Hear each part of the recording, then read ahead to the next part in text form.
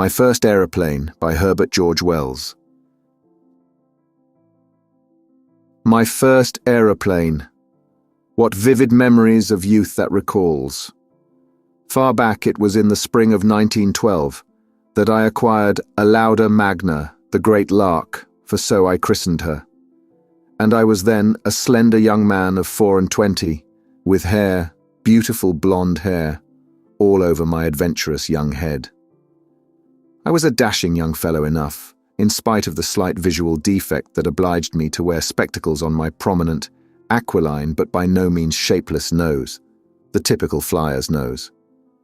I was a good runner and swimmer, a vegetarian as ever, an all-wooler, and an ardent advocate of the extremist views in every direction, about everything. Precious little in the way of a movement got started that I wasn't in. I owned 2 motor bicycles, and an enlarged photograph of me at that remote date, in leather skullcap, goggles and gauntlets, still adorns my study fireplace. I was also a great flyer of war kites and voluntary scoutmaster of high repute. From the first beginnings of the boom in flying, therefore, I was naturally eager for the fray. I chafed against the tears of my widowed mother for a time, and at last told her I could endure it no longer. If I am not the first to fly in Mintonchester, I said, I leave Mintonchester. I'm your own son, Mummy, and that's me. And it didn't take me a week to place my order when she agreed.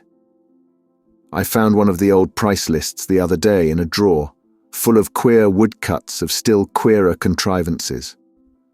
What a time that was! An incredulous world had at last consented to believe that it could fly, and in addition to the motorcar people and the bicycle people, and so on, 100 new, unheard-of firms were turning out aeroplanes of every size and pattern to meet the demand. Amazing prices they got for them too. 350 was cheap for the things. I find 450, 500 guineas in this list of mine, and many as capable of flight as oak trees. They were sold too, without any sort of guarantee, and with merest apology for instructions. Some of the early aeroplane companies paid nearly 200% on their ordinary shares in those early years. How well I remember the dreams I had. And the doubts. The dreams were all of wonder in the air. I saw myself raising gracefully from my mother's paddock, clearing the hedge at the end, circling up to get over the vicar's pear trees, and away between the church steeple and the rise of Withycombe towards the marketplace. Lord, how they would stare to see me. "Young Mr. Betts again," they would say. We knew he'd do it. I would circle and perhaps wave a handkerchief, and then I meant to go over Lupton's Gardens to the grounds of Sir Digby Foster. There a certain fair denizen might glance from the window. Ah, youth, youth. My doubts were all of the make I should adopt, the character of engines I should choose. I remember my wild rush on my motorbike to London to see the things and give my order, the day of muddy traffic dodging as I went from one shop to another. My growing exasperation at hearing everywhere the same refrain, "Sold out. Can't undertake to deliver before the beginning of April." Not me. I got a Lauda Magna at last at a little place in Blackfriars Road. She was an order thrown on the firm's hands at the 11th hour by the death of the purchaser through another maker, and I ran my modest bank account into an overdraft to get her. To this day, I won't confess the price I paid for her. Poor little mumsy. Within a week she was in my mother's paddock, being put together after transport by a couple of not too intelligent mechanics. The joy of it, and a sort of adventurous tremulousness. I'd had no lessons. All the qualified teachers were booked up at stupendous fees for months ahead, but it wasn't in my quality to stick at a thing like that. I couldn't have endured 3 days' delay. I assured my mother I had lessons, for her peace of mind. It is a poor son who will not tell a lie to keep his parent happy. I remember the exultant turmoil of walking round the thing as it grew into a credible shape, with the consciousness of half Mintonchester peering at me through the hedge, and only deterred by our new trespass board and the disagreeable expression of Snape, our trusted gardener, who was partly mowing the grass and partly on sentry-go with his scythe, from swarming into the meadow.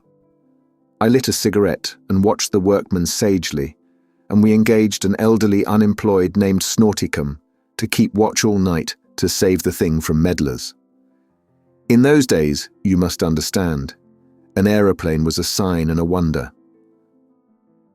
Alauda Magna was a darling for her time, though nowadays I suppose she would be received with derisive laughter by every schoolboy in the land.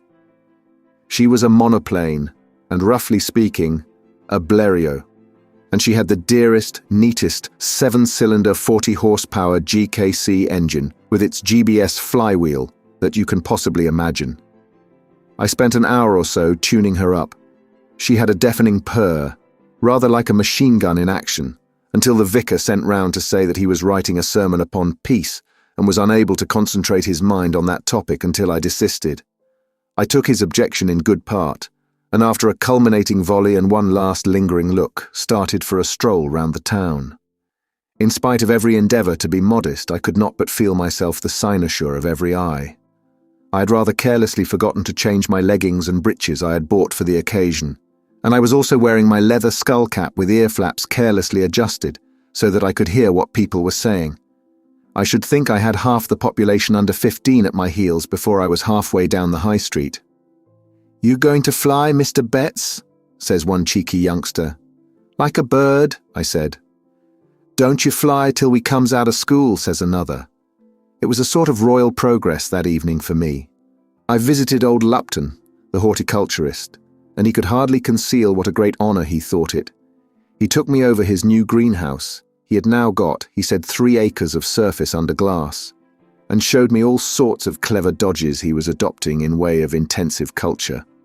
And afterwards, we went down to the end of his old flower garden and looked at his bees.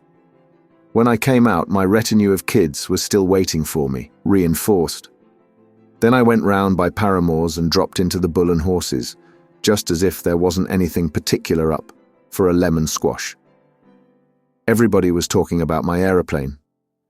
They just shut up for a moment when I came in, and then burst out with questions. It's odd nowadays to remember all that excitement. I answered what they had to ask me, and refrained from putting on any side. And afterwards, Miss Flightman and I went into the commercial room and turned over the pages of various illustrated journals and compared the pictures with my machine in a quite unassuming sort of way. Everybody encouraged me to go up. Everybody. I lay stress on that because, as I was soon to discover, the tides and ebbs of popular favour are among the most inexplicable and inconsistent things in the world. I particularly remember old Cheeseman, the pork butcher, whose pigs I killed, saying over and over again, in a tone of perfect satisfaction, "You won't have any difficulty in going up, you won't. There won't be any difficulty about going up," and winking and nodding to the other eminent tradesmen there assembled. I hadn't much difficulty in going up. Alauda Magna was a cheerful lifter, and the roar and spin of her engine had hardly begun behind me before she was off her wheels. Snap, snap, they came up above the ski gliders, and swaying swiftly across the meadows towards the vicarage hedge. She had a sort of onward roll to her, rather like the movement of a corpulent but very buoyant woman. I had just a glimpse of brave little mother, trying not to cry, and full of pride in me, on the veranda, with both the maids and old Snape beside her. And then I had to give all my attention to the steering wheel if I didn't want to barge into the vicar's pear trees. I'd felt the faintest of tugs just as I came up, and fancied I heard a resounding whack on our new trespassers will be prosecuted board, and I saw the crowd of people in the lane running this way and that from my loud humming approach. But it was only after the flight was all over that I realized what that fool Snorticum had been up to. It would seem he had thought the monster needed tethering. I won't attempt to explain the mysteries of his mind.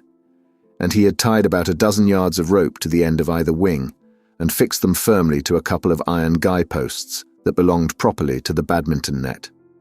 Up they came at the tug of Alauda, and they were trailing and dancing and leaping along behind me and taking the most vicious dives and lunges at everything that came within range of them. Poor old Templecom got it hottest in the lane, I'm told, a frightful whack on his bald head, and then we ripped up the vicar's cucumber frames, killed and scattered his parrot, smashed the upper pane of his study window, and just missed the housemaid as she stuck her head out of the upper bedroom window. I didn't, of course, know anything of this at the time. It was on a lower plane altogether from my proceedings. I was steering past his vicarage, a narrow miss, and trying to come round to clear the pear trees at the end of the garden, which I did with a graze, and the trailers behind me sent leaves and branches flying this way and that. I had reason to thank heaven for sturdy little GKCs. Then I was fairly up for a time. I found it much more confusing than I had expected. The engine made such an infernal whirro for one thing, and the steering tugged and struggled like a thing alive. But I got her heading over the marketplace all right. We buzzed over Stunts the greengrocer, and my trailers hopped up his back premises and made a sanguinary mess of the tiles on his roof and sent an avalanche of broken chimney pot into the crowded street below. Then the thing dipped. I supposed one of the guideposts tried to anchor for a second in Stunt's rafters, and I had the hardest job to clear the Bull and Horses stables. I didn't, as a matter of fact, completely clear them. The ski-like alighting runners touched the ridge for a moment, and the left wing bent against the top of the chimney stack and floundered over it in an awkward, destructive manner. I'm told that my trailers whirled about the crowded marketplace in the most diabolical fashion as I dipped and recovered, but I'm inclined to think all this part of the story has been greatly exaggerated. Nobody was killed, and I couldn't have been half a minute from the time I appeared over Stunts to the time when I slid off the stable roof and among Lupton's glass. If people had taken reasonable care of themselves instead of gaping at me, they wouldn't have got hurt. I had enough to do without pointing out to people that they were likely to be hit by an iron guy post which had seen fit to follow me. If anyone ought to have warned them, it was that fool Snortycombe. Indeed, what with the incalculable damage done to the left wing and one of the cylinders getting out of rhythm and making an ominous catch in the whir, I was busy enough for anything on my own private personal account. I suppose I'm in manner of speaking responsible for knocking old Dudney off the station bus, but I don't see that I can be held answerable for subsequent evolutions of the bus, which ended after a charge among the market stalls in Cheeseman's shop window, nor do I see that I am to blame because an idle and ill-disciplined crowd chose to stampede across a stock of carelessly distributed earthenware and overturn a butter stall. I was a mere excuse for all this misbehaviour. I didn't exactly fall into Lupton's glass, and I didn't exactly drive over it. I think ricocheting describes my passage across his premises as well as any single word can. It was the queerest sensation, being carried along by this big, buoyant thing which had, as it were, bolted with me, and feeling myself alternately lifted up and then dropped with a scrunch upon a fresh greenhouse roof, in spite of all my efforts to control, and the infinite relief when at last, at the 5th or 6th pounce, I rose, and kept on rising. I seemed to forget everything disagreeable instantly. The doubt whether, after all, a Lauda Magna was good for flying vanished. She was evidently very good. We whirred over the wall at the end, with my trailers still bumping behind, and beyond one of them hitting a cow, which died next day. I don't think I did the slightest damage to anything or anybody all across the breadth of Cheeseman's meadow. Then I began to rise, steadily but surely, and getting the thing well in hand, came swooping round over his piggeries to give Mintonchester a second taste of my quality. I meant to go up in a spiral until I was clear of all the trees and things and circle about the church spire. Hitherto, I had been so concentrated on plunges and tugs of the monster I was driving, and so deafened by the uproar of my engine, that I had noticed little of the things that were going on below. But now I could make out a little lot of people headed by Lupton with a garden fork, rushing obliquely across the corner of Cheeseman's meadow. It puzzled me for a second to imagine what they could think they were after. Up I went, whirring and swaying, and presently got a glimpse down the high street of the awful tangle everything had got into in the marketplace. I didn't at the time connect that extraordinary smash-up with my transit. It was the jar of my whack against the weathercock that really stopped my engines. I've never been able to make out quite how it was I hit the unfortunate vein. Perhaps the twist I'd given my left wing on Stunt's roof spoilt my steering. But anyhow, I hit the gaudy thing and bent it, and for a lengthy couple of seconds, I wasn't by any means sure whether I wasn't going to dive straight down into the marketplace. I got her right by a supreme effort. I think the people I didn't smash might have squeezed out one drop of gratitude for that, drove pitching at the treetops of Withicum, got round, and realized the engines were stopping. There wasn't any time to survey the country and arrange for suitable landing place. There wasn't any chance of clearing the course. It wasn't my fault if a quarter of the population of Mintonchester was swarming out over Cheeseman's Meadows. It was the only chance I had to land without a smash, and I took it. Down I came, a steep glide, doing the best I could for myself. Perhaps I did bowl a few people over, but progress is progress. And I had to kill his pigs. It was a case of either dropping among the pigs and breaking my rush, or going full tilt into the corrugated iron piggeries beyond. I might have been cut to ribbons. And pigs are born to die. I stopped, and stood up stiffly upon the framework and looked behind me. It didn't take me a moment to realize that Mintonchester meant to take my poor efforts to give it an aviation day all to itself in a spirit of ferocious ingratitude. The air was full of the squealing of the two pigs I had pinned under my machine and the bawling of the nearer spectators. Lupton occupied the middle distance with a garden fork, with the evident intention of jabbing it into my stomach. I'm always pretty cool and quick-witted in an emergency.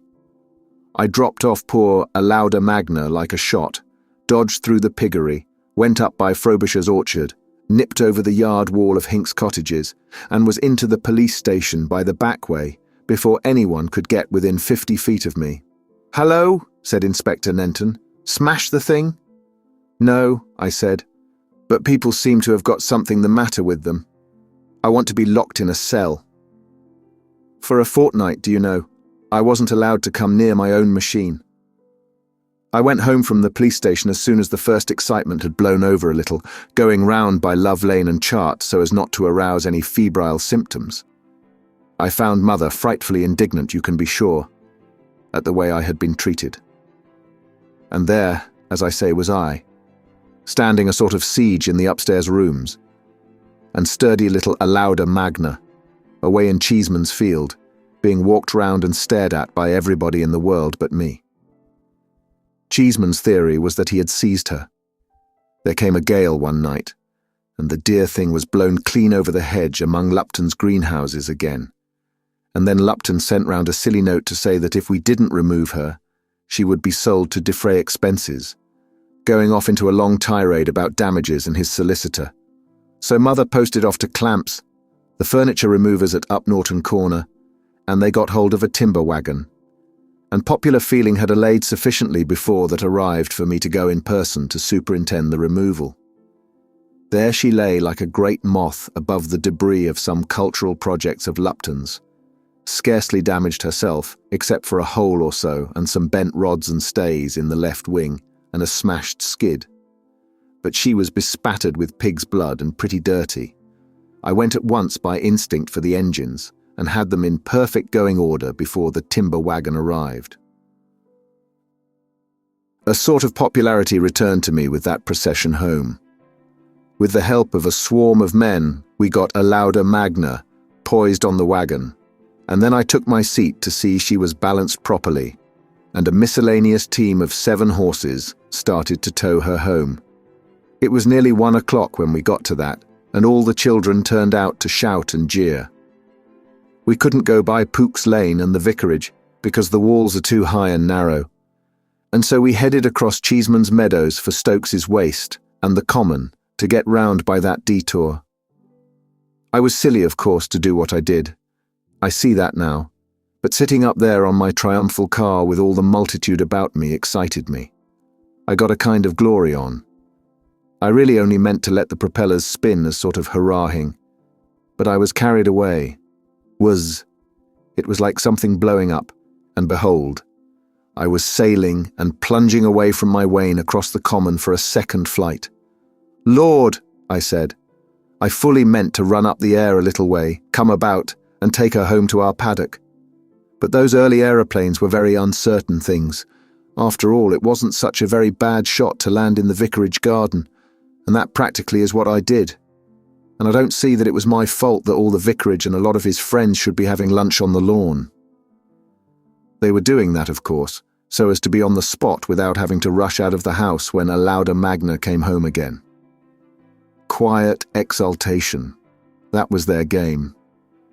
They wanted to gloat over every particular of my ignominious return. You can see that from the way they had arranged the table. I can't help it if fate decided that my return wasn't to be so ignominious as all that, and swooped me down on the lot of them. They were having their soup. They had calculated on me for the dessert, I suppose. To this day I can't understand how I didn't kill the vicar. The forward edge of the left wing got him just under the chin and carried him back a dozen yards. He must have had neck vertebrae like steel, and even then I was amazed his head didn't come off.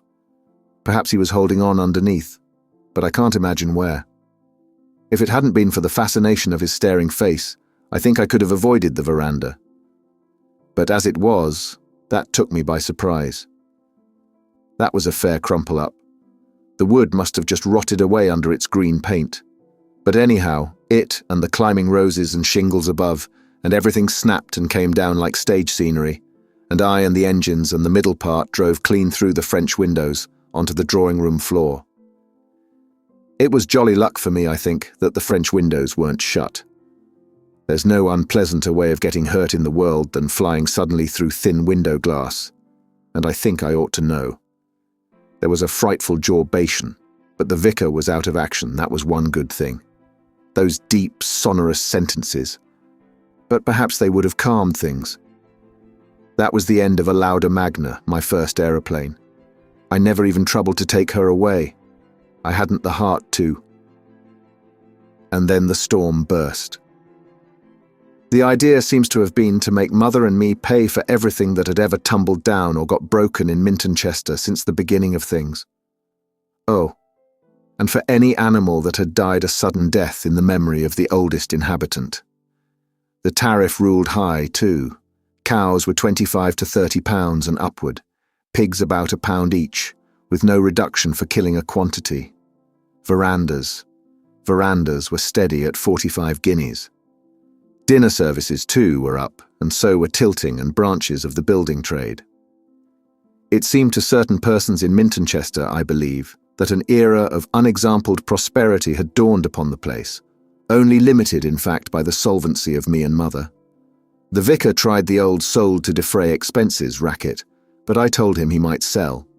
I pleaded defective machinery in the hand of God, did my best to shift the responsibility onto the firm in Blackfriars Road, and as additional precaution, filed my petition in bankruptcy.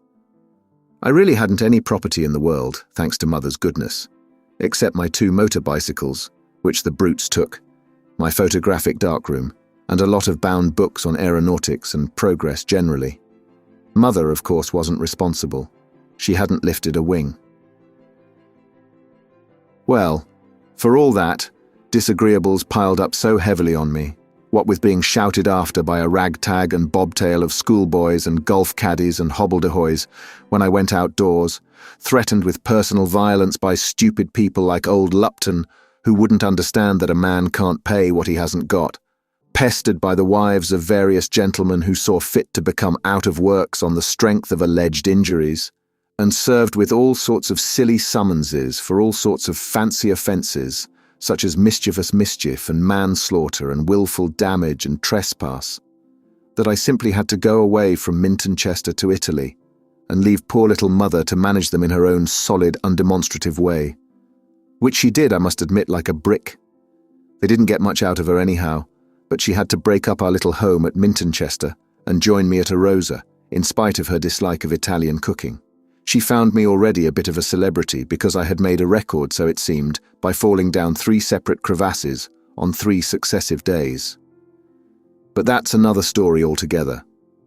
From start to finish, I reckon that first aeroplane cost my mother over £900. If I hadn't put my foot down, and she had stuck to her original intention of paying all the damage, it would have cost her £3,000. But it was worth it. It was worth it. I wish I could live it all over again. And many an old codger like me sits at home now and deplores those happy, vanished, adventurous times, when any lad of spirit was free to fly and go anywhere and smashed anything, and discuss the question afterwards of just what the damages amounted to and what his legal liability might be. Thank you for listening. If you like our recordings, consider liking this video and subscribing to our channel so you don't miss any more audiobooks.